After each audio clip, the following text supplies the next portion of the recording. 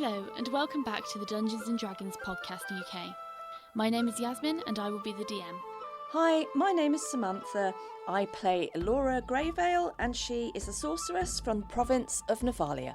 Hello, I'm Colin, and I play Cuin de Greymont, a paladin from Thraben in the province of Gavany. Hi, I'm Ryan. I play Ogvar Shorefort, a goat-herding, mushroom-seeking ranger from Kessig. Hi, I'm Rick, and I play Otto, a spring sage from Hanweir, sworn to the land, wandering the plain and setting wrongs to right with his ursine companion, Bojo.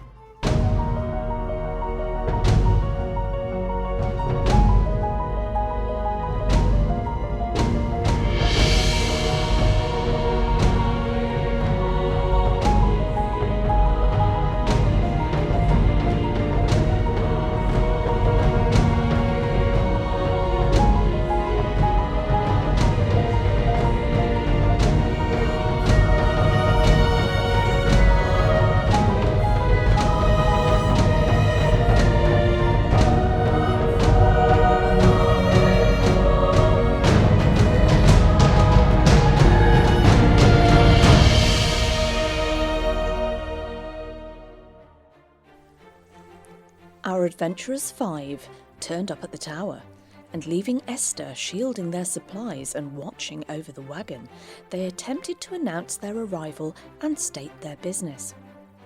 They immediately encountered problems with some annoying apertures that ran them ragged and left everyone aggrieved. Elora especially was having trouble with the trickery, as she became the tragic target for a terracotta pot in seriously savage style, leaving her smarting severely. One successful boot up the butthole for Ogvar later, and Cuin and Elora were presented with a plaque holding a puzzle. They followed the prompt to a cavern at the bottom of the cliff. Once inside, and with the tide rising, things were afoot, as a crabby crustacean made Otto cringe as it played a less than amusing game of tic-tac-toe. Spending some spell slots provided some progress, and when last we left, our heroes were loitering on a ledge. Episode 121, Doom from the Depths. The four of you are all stood on top of this mini cliff almost you've just had to climb. In front of you you can see this massive anchor, which I believe a couple of you have already investigated and had a bit of a poke at. And here the platform kind of splits. To your left you have a corridor, and to the right you have another. What are you doing? I think I suppose we'd better split up here, hadn't we? Well, it might go back to the same place, but, I mean, Laura's going to hold her dagger out forwards and look left, and then look down the right. Are these kind of circular, kind of archway-shaped tunnels? Are they sort of, kind of like rough-hewn, or what? Are they natural, or...? Yeah, so between the four of you looking around, perhaps the ones with a bit more of a kind of stone knowledge or a bit more of a nature knowledge, so kind of looking at Otto and looking at Ogvar. Although the others, Cuin and Elora, would be able to tell as well, you probably clock it straight away. This is something that you notice really quickly. These tunnels are entirely natural. They're natural form tunnels.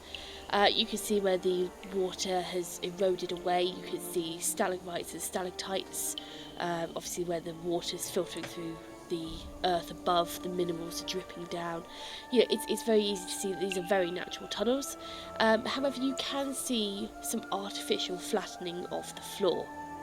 And that would be something that both you, Elora, and Cuin would be able to see.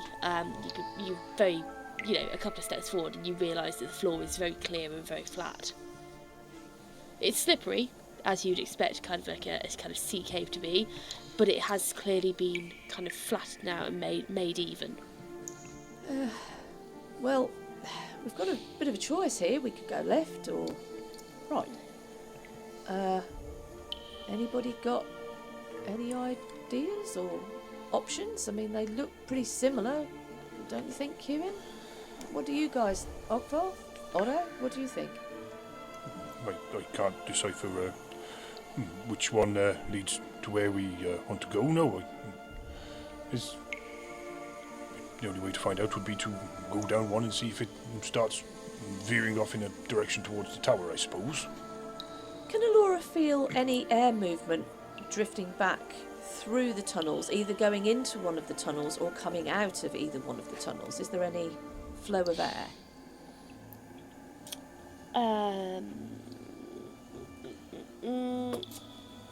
Okay, give me let's say a 25% increment. 25% increment. Christ, I've got to find my dice. No, you've got to give her. You've got to say to her. Oh! It's been a long break, hasn't it? Sorry, it has been a long break, yeah. I've forgotten who I am. 25 to 50.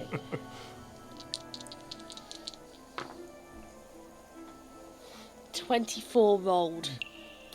No, you cannot tell if there's any airflow. You can't feel any airflow, no. Okay. Well, I don't want to get blamed if this is the wrong thing. Somebody else choose.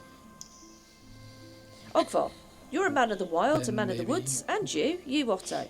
You, what do you think? I think splitting the party is always a bad idea. If I'm guessing, I'm going to say left, because why not? Right. Well, I suppose it's... could Ogvar use a geography check or anything to... Yeah, you can make me a geography check. Okay. Ooh, my dice tray. 7. Oh God. Okay, that's pretty piss poor. Only get better though. It's That's okay, it, rub it guys. in. We've only got about another 3 hours for this session. We may have made a decision by the end of it. Yeah, so Ogvar, you can tell that you're on a ledge. In a cave. In a cave, yeah. You're not quite sure, but you think it might be a cave, yeah. Woo! Go Ogvar. I can't make any discernible decision with which one's better, left or right. So I suppose. Right, let's go left. Yes, I agree. Right, Okay, so let's you're go heading- left. Yeah, Are we right. going right or left? I meant right. Let's go left. Right, you know? Not right, but left. As in, right, let's go It left. is was the Laura's right idea, decision. so if it ends up wrong, it's her fault. I know. We'll follow Laura. Yes, okay. I'll just be there with my sword just in case. Left it Okay, is, so then. Laura, which way?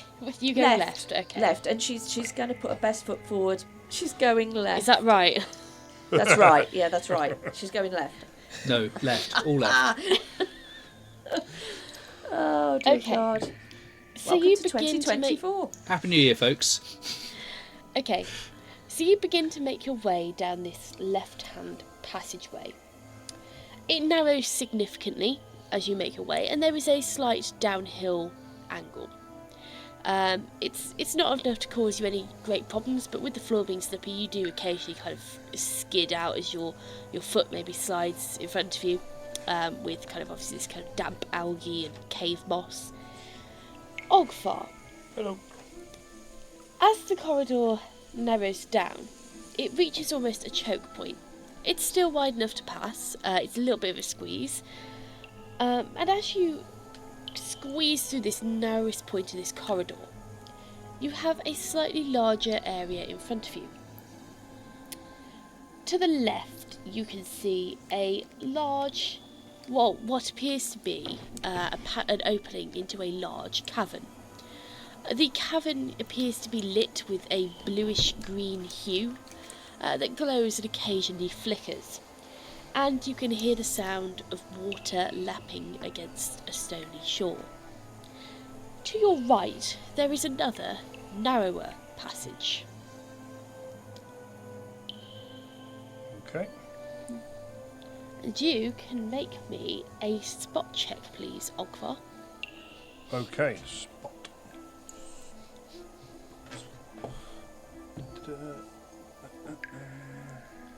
It's going to be a 17, 6 plus 11. Okay, cool. As you take a look down this narrow passage, I say narrow, it's probably 2.5, 3 foot wide. It's wide enough for you to get down easily. You can see that it is a fairly short passage and it ends, it's probably about 10 foot long, 10 foot deep.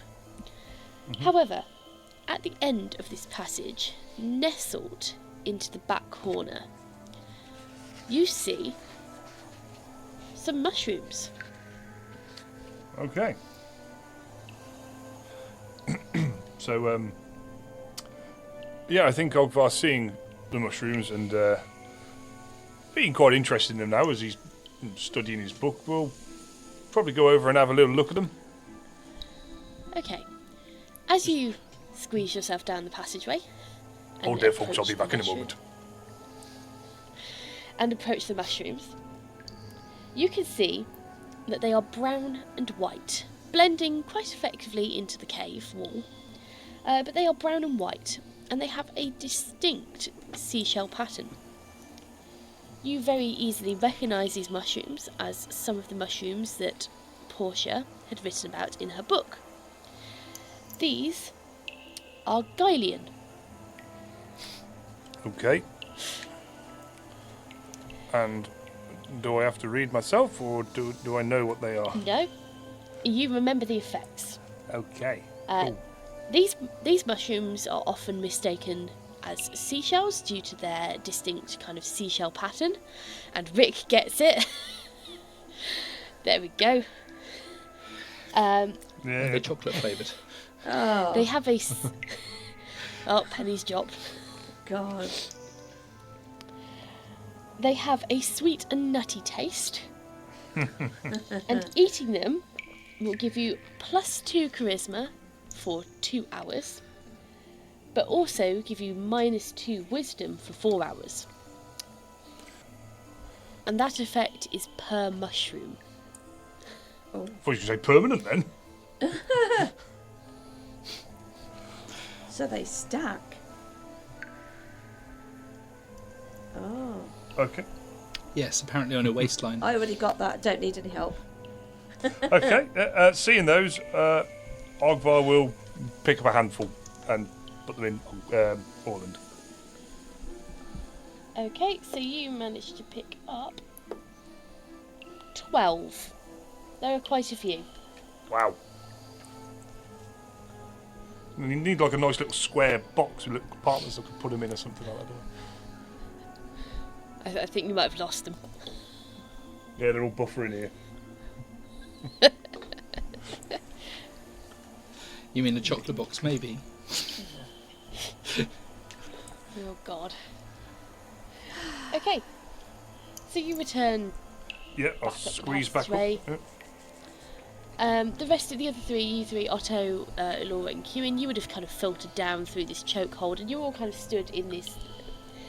It's a vaguely small area. It's about 10 foot round in diameter, and there's like a hole through the wall where you can see this kind of this green glow and hear the sound of lapping water. So you can all kind of cram in there. But what are you going to do from this point? Am I right in... We can't. Carry You've gone that way, Ogvar, and is it a blank wall at the end? Oh, yes, it's a dead end, yes. Nothing much down there, really. So we either go backwards or go through here. We may as well carry on the way we're going. Yes.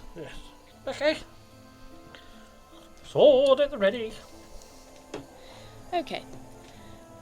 So as you pass through this opening, one by one, it opens up onto another smallish plateau. Looking out, you can see the full expanse of this cave. It is kind of bean-shaped, a bit more like a tic-tac rather than a bean, I would say. It is roughly 80 foot long and approximately 40 foot wide. And the entire thing is lit. All along the edge of this cave, roughly 15-foot intervals. There are large cast iron lamps that flicker with a blue-greenish hue. Inside of this cavern, you can see water.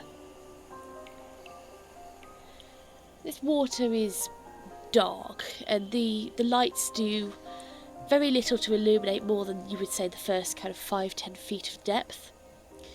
It is slowly lapping, and this is obviously the source of the sound that you could hear earlier, Ogvar, the sound of lapping water. But rather curiously, in this cavern, you can see half a sunken ship. The ship lies to the leftmost end, so this kind of the end nearest to you. You're entering in at the bottom left corner of this cavern. So at the leftmost end, approximately halfway, about 20 foot in, you can see half a ship. It's clearly a large ship. You'd say some kind of merchant vessel. Obviously, you're not quite sure how it's got there, because the hull is very clearly not big enough to accommodate a ship that size. But the other curious thing you notice is that as you look down off the edge of this plateau, it's only about a 5-foot drop, you see a very small kind of stony, shingly beach. And coming from this beach, you can see a rickety wooden platform. And this platform extends out into the cavern, splitting into 2 separate tracks. One loops towards the far side of the cavern and remains a couple of foot above the water. The other track sticks to the right-hand side of the cavern, and there is approximately 10 foot in between the cavern wall and the platform itself. And the one on the right is elevated. It rises and it elevates to a maximum, you would say, of about 10 foot above the water. They both meet back in the most right-hand upper corner of the cavern, where you can see they attach again to a shingly beach.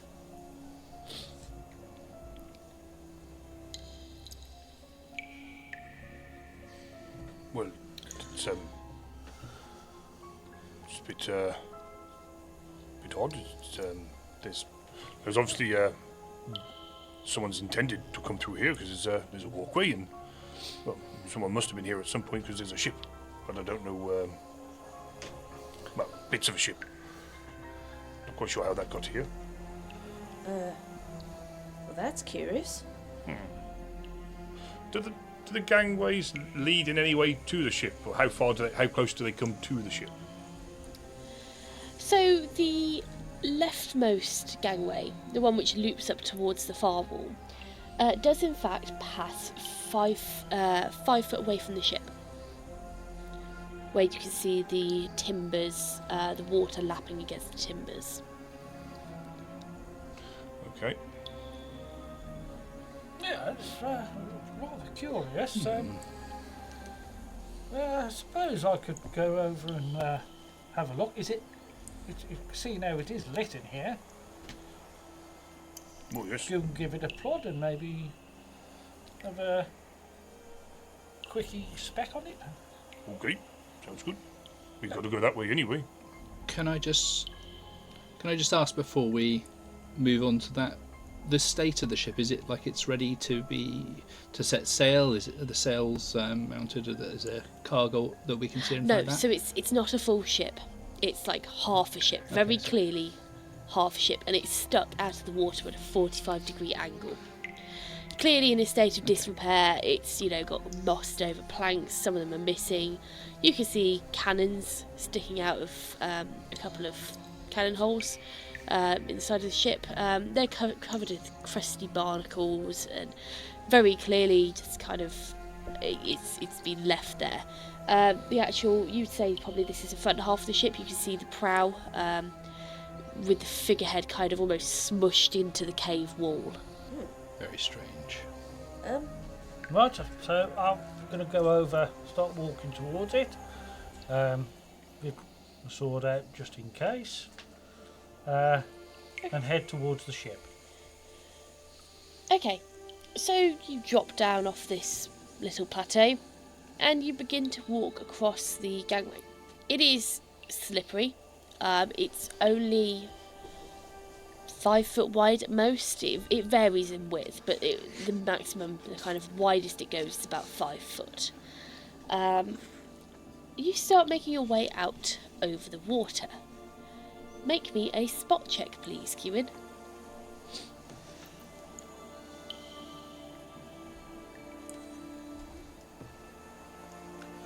That's 12, that's 8, and a 4. Okay, so yeah, you make your way out towards the ship.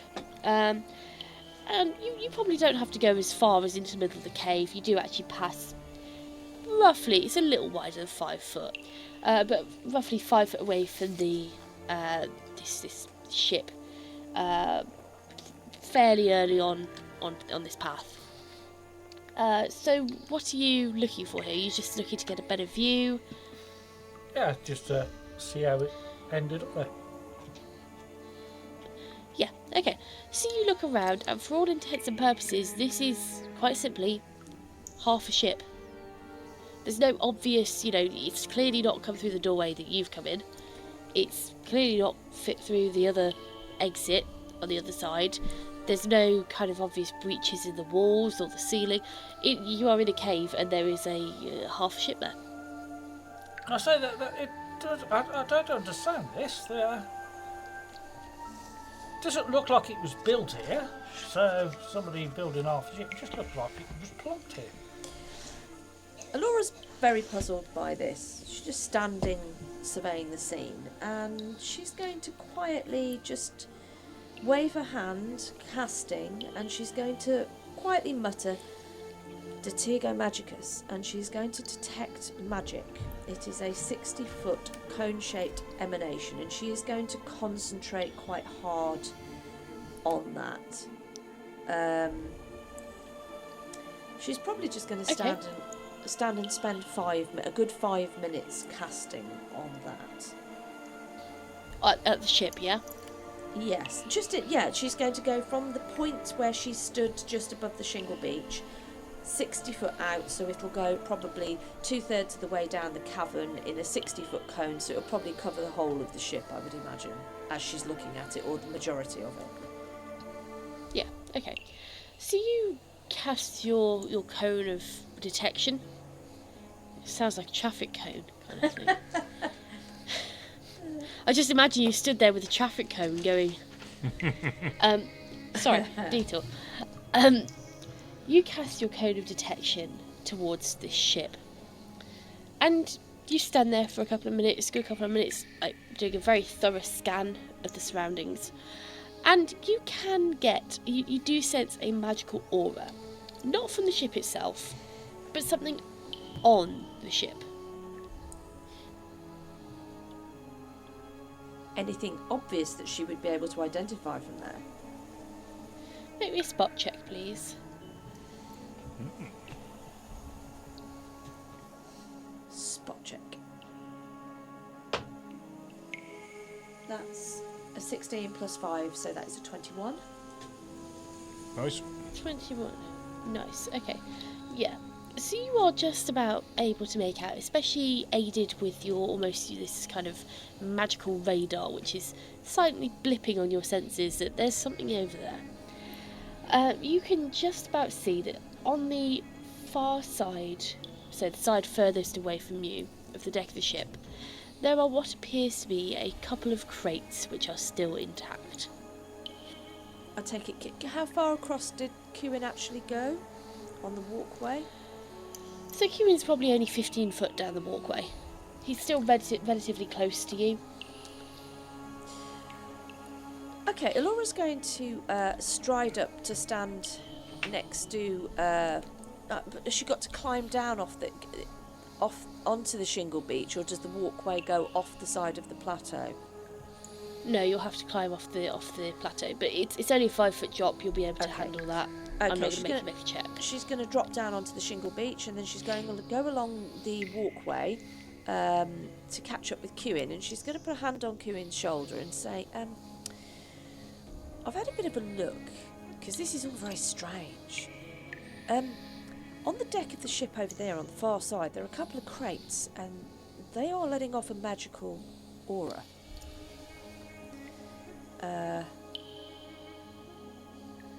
But presumably she would have picked up any magical items that were on Kewin. She would have known what they were. But yeah, she would just say to him, yeah, on the far side of the deck there's a couple of crates. They're giving off a magical aura. Do you think we should go and take a look at those? I'll be a bit cautious, but... Yeah, I'll tell you what. I'll just give me a second. Kewin's going to go down on one knee. And Yep. he's going to, at an angle towards the ship, he's going to detect evil. Okay, so you detect evil, and this is a cone emanation again, isn't it? Yeah, another cone. Further Okay, away, yeah. the bigger it. Yes, yeah. You are unable to detect any evil aura from that direction. Elora, does your Yes. spell, would you have moved with your spell being cast, or do you have to stand still? It's a concentration. That's a good question. Don't think it's... As long as I concentrate, it doesn't actually... The specifics don't say that I have to stand still, so I'm assuming as long as I can continue to concentrate and I don't trip over or something, then I should be able to just hold that for, up to 9 minutes. I mean, I would have spent 5 minutes just casting it and then moved off, so I would imagine that I've moved off. I've been looking at it for 5 minutes and then I've just let it drop. Okay, that's fine. Okay, Otto and Ogvar left standing on this little outcropping. You've obviously seen Kewin make way and then Elora follow soon after. What are you doing? Ogvar will turn to Otto and this is what normally happens. Look, really, is Kewin wanders off ahead and has a little look at what goes on, and if it all looks okay, then we tend to follow him. You okay with that, or do you want to stay here a little longer? Well, I think it's a little perhaps advisable to be closer to the action if there's going to be some. Perhaps if I make my way down there and if you watch things with your bow, perhaps we can be ready if anything happens. What do you Yes, say? That sounds adequate. Yes, I can do that. I shall stay afar. I shall be guided by you. If you go ahead, I'll just hang back just a little bit. Okay. And Otto will slowly lever himself down that 5-foot drop. It's a bit of an effort for him. Yeah. But once he's down there, he shall just keep an eye on the area, all the cracks and crevices, the ceiling, the water, anything in case there might be a threat that might appear. Ogvar, are you staying on the outcropping, or are you actually going down as well? I think Ogvar will stay up on the top and just sort of keep a general look over what's going on. Okay, so the both of you can make me spot checks, please. Okay.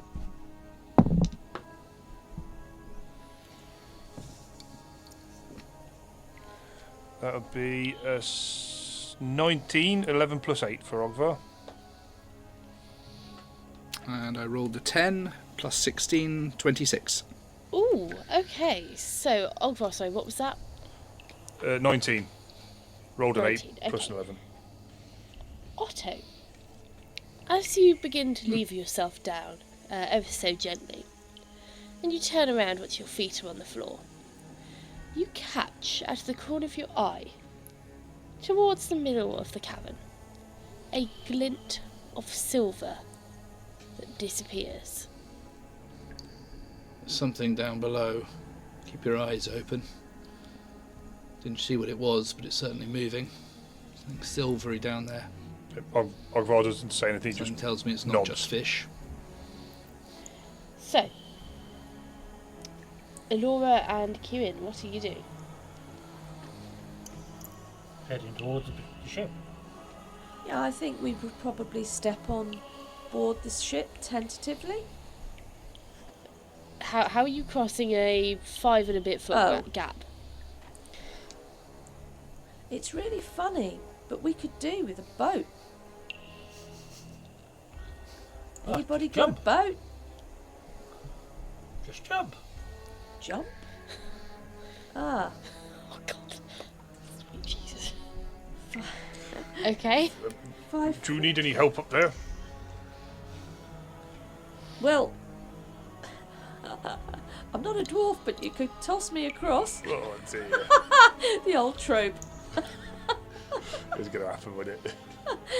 You can't say that these days, it's not PC.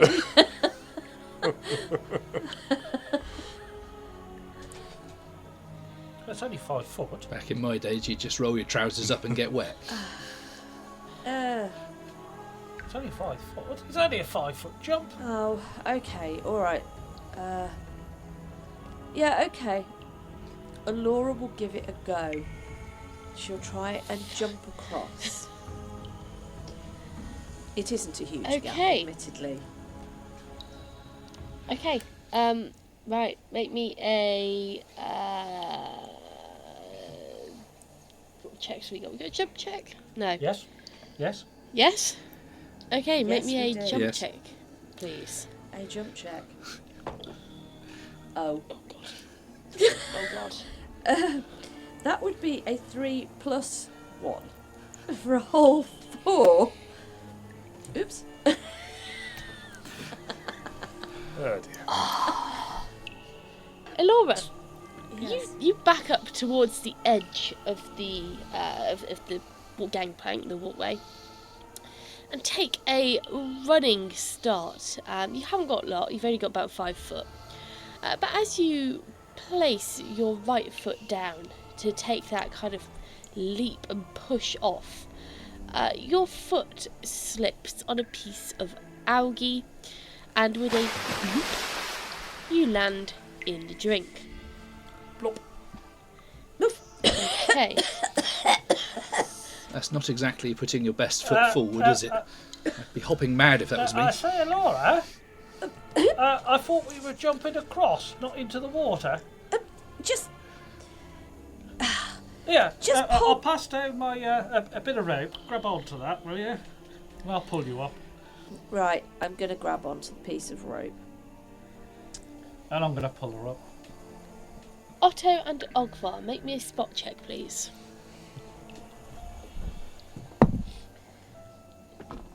Ah. I may have rolled a 2, which means 18. Okay, and I've rolled a 13, which means 24. Okay. Ogvar. As you watch Elora start splashing about, she kind of emerges from the depths, kind of spluttering and splashing. Coincidentally, Elora, this is in fact salt water. Oh, nice. As Elora starts spluttering and splashing, you see Kieran begin to kind of pull a rope out of his backpack. You very distinctly see a large silver spine rolling through the water. It cuts the surface and then disappears again, heading in the direction of Elora. So I'll go. Kewin, get her out quickly. There's something in the water. Now. I'm trying out. Letting down the rope. Here you go. Grab hold. Oh. Quick up, quick up. Yeah, Laura's grabbed that rope. Okay. Kieran, as you pull Elora from the water, you are only a couple of feet above water level. As you pull Elora from the water, you see a shadow pass under the walkway and breaching through the surface, smashing headfirst into this sunken ship.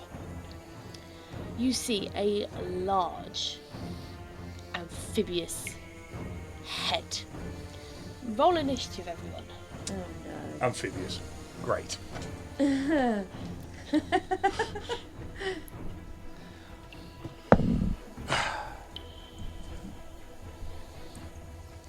Right then. Initiative.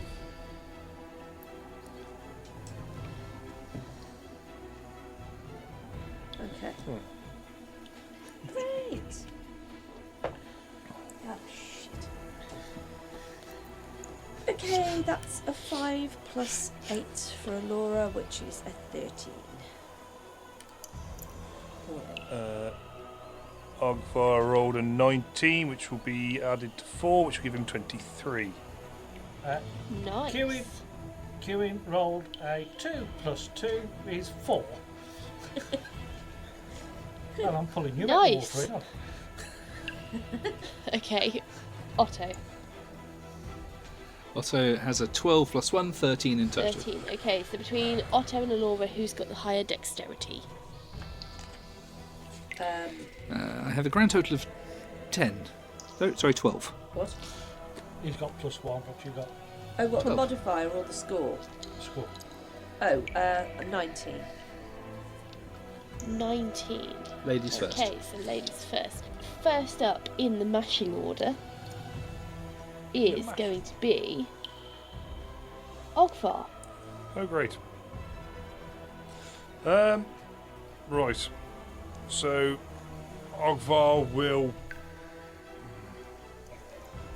So we can see. Can we all see the head poking out of water? Yeah, you could all see this. This creature is.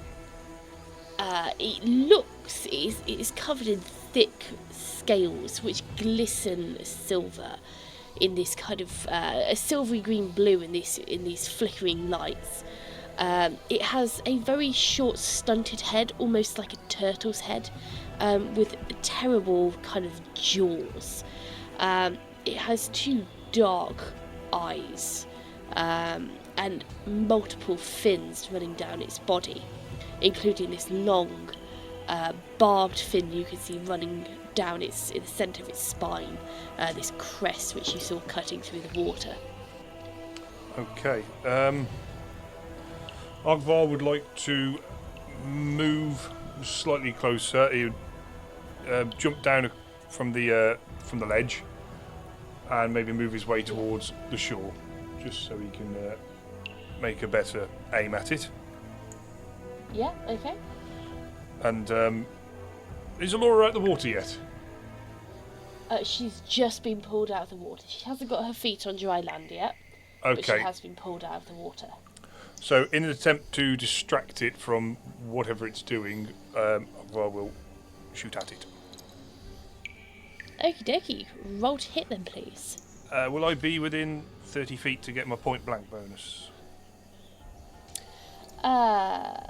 Yes, you will be. Okay, cool.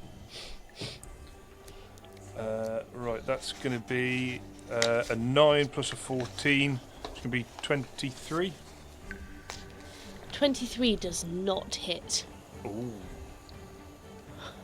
Your arrow, while it flies true, it hits the head of this creature, and it does, you would say, distract it. It snaps and snarls. It's this very very coarse, gravelly. It sounds like gravel grinding. It bounces. Your arrow strikes, and you hear almost a metallic ting as your arrow bounces off, landing in the drink. And yeah, Okay. there is no visible damage. Does the creature recognise he's been blunked on the head? Very much so. Yeah, Okay. it's this very, I guess, almost a serpentine reaction. Its head, it raises the head and swings it round to look at you, and the lower body, flips round to look at you. This kind of Very kind of, if I say fishy movement, it's very much that kind of fishy splash movement. And you see its tail rise out of the water. It's got a great thick muscled tail, again coated in silver, almost pebble-like scales. This big, thick, meaty muscle. As it splashes down hard, dousing both Alora and Kewin with seawater. Is that the end of your turn? Yes. Okay. So, this creature, which I'm going to name Carl the Koi for ease, Oh God.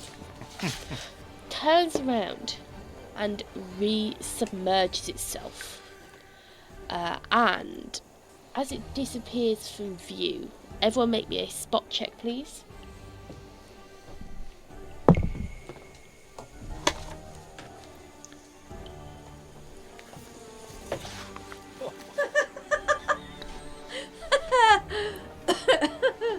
Oh dear.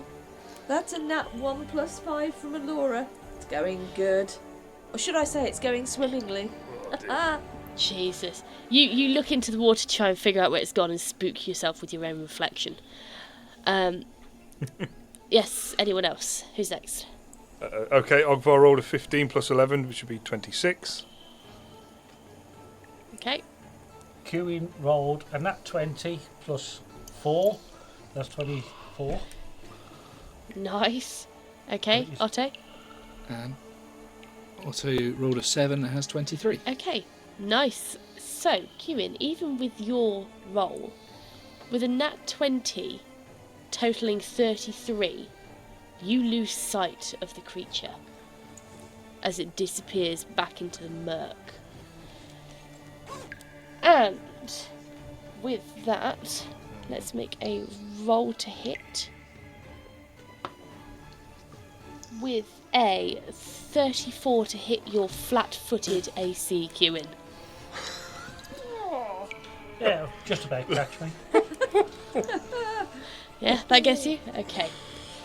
So, it is going to deal... I'm very sorry. Not really, I'm loving this. You look really I know, sorry. I know. It's just a I'm so massive sorry, smile. guys. Oh, shit, I'm rolling really well. You I sound so know upset. I did, don't I? A 16... 32 points of damage as its jaws clamp around you from behind. Oh. Oh my God. So that's 32. I'm guessing that's going to do his concentration on pulling me up. Oh shit. You are already up, Alora. Oh good. I'm so happy. Okay, and with that, it's going to use its improved grab and try and grapple you. So, Kewin, make me an opposed grapple check, please. Wow. That's 18. 37. 6 + 12. Yep. Has it rolled anything Sorry. below 30 yet? Oh my God. Well, it rolled an 11. Bloody hell. What? So, 37, and you are now grappled, Kewin. It is part of it, so it's kind of lunged up from the water, breaking cover with this enormous splash, launched itself on top of the decking. You can see these two massive front flippers, each with a barbed hook as a claw, which have dug into the wood and gouged into the wood as it takes you in its jaws and clamps down fast. Okay, next in the round, Elora. Okay, so Alora's just pulled herself out of the water. Well, she's just been pulled out of the water. She's literally just getting to her feet. I'm assuming that this all happens just to the one side of her, does it? Yeah, so as Kewin was literally dragging you up, he's dragged you up, he's deposited you on the deck, and as he's done that, obviously this creature's barreled past, smashed into the ship, and basically in a quick succession, it's smashed into the ship. It's been shot by Ogvar. You've seen the arrow bounce off. It's then disappeared from view. As you've looked over to try and figure out where the hell this creature has gone, it's then from behind you. You've heard the erupting water. And then obviously the sounds of kind of chainmail crunching as it sinks its jaws deep into Kewin, who stood next to you. So you are 5 foot. You're stood next to it. You could pet it if you wanted to. If I were to cast something on it, would that transfer to Kewin? If it has hold of him? If you're thinking about casting lightning bolt, then no, it won't. No, I was thinking more shocking grasp. No, it won't transfer through to Kewin. Right. Does the fish look... It just looks like it's got metallic scales, or do I think the scales might be metallic? They are silver scales. You Silver can't tell from a glance. They don't look like fish. So usually fish scales, they're silvery, they're kind of flat and sleek. These are not flat and sleek scales. These look like inch round pebbles which have been glued onto its hide. And they're kind of like they're not a bright silver. They're more like the luster of a pearl kind of silver. They're this, the light hits it and they're kind of these pearl silvery colour. Right. Well, okay, so the first thing she's going to do is scrabble to her feet, so I guess that's her movement. Yep. Oh! You're not going to provoke an attack because Kewin's currently being munched. Oh! Kewin! Oh my god! What on earth? She's going to go to, she's immediately going to find within herself, and she's going to instantly cast a maximised spell in panic.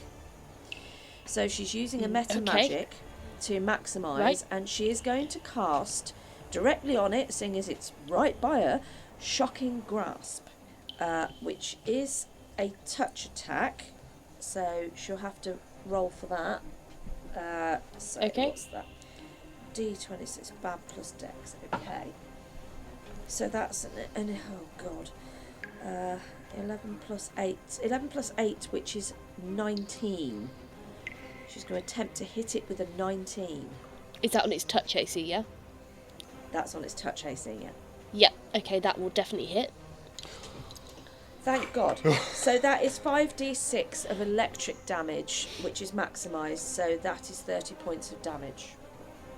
Okay, nice, yeah. And she's kind of screaming and flapping her hands around, shouting, Quasatio Digitos! Oh, Kewin! Somebody do something!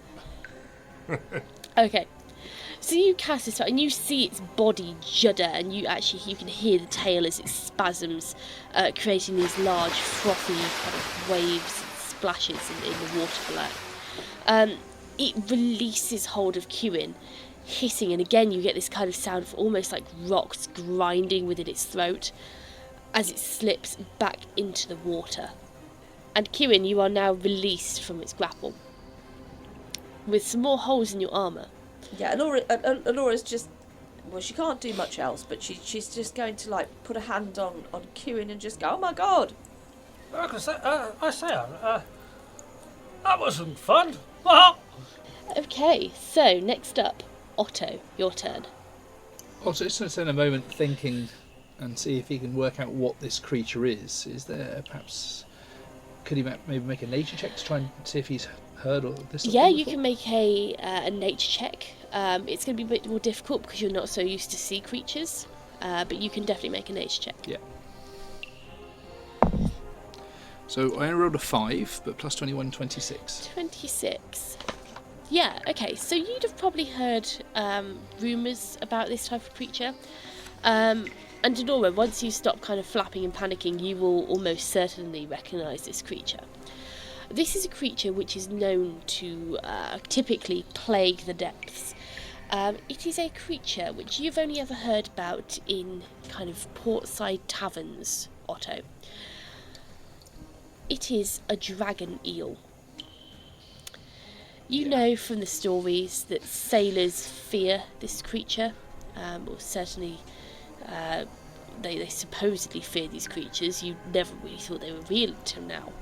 But these creatures are known for breaking ships, sinking them, and then consuming all hands aboard.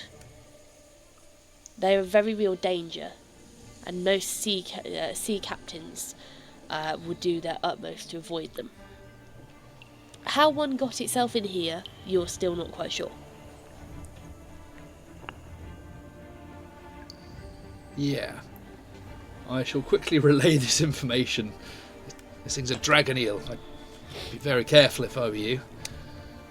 And then I'm going to step back and, rather unusually, unship my staff and hold it before me. If anything comes close enough, I shall try and give it a bit of a whack. I'm not quite sure what to do here. And much like its name would suggest, it is in fact a type of aquatic dragon. Yeah, that's not going to be fun. Okay, so is that your turn over, Otto? Yeah, just standing there with my staff for the moment.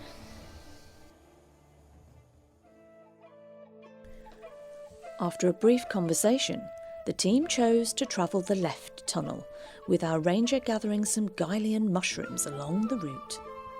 This led them to a cavern of significant size, playing host to an undersea lake, and languishing within it was a shipwreck, with its prow standing proud of the waterline.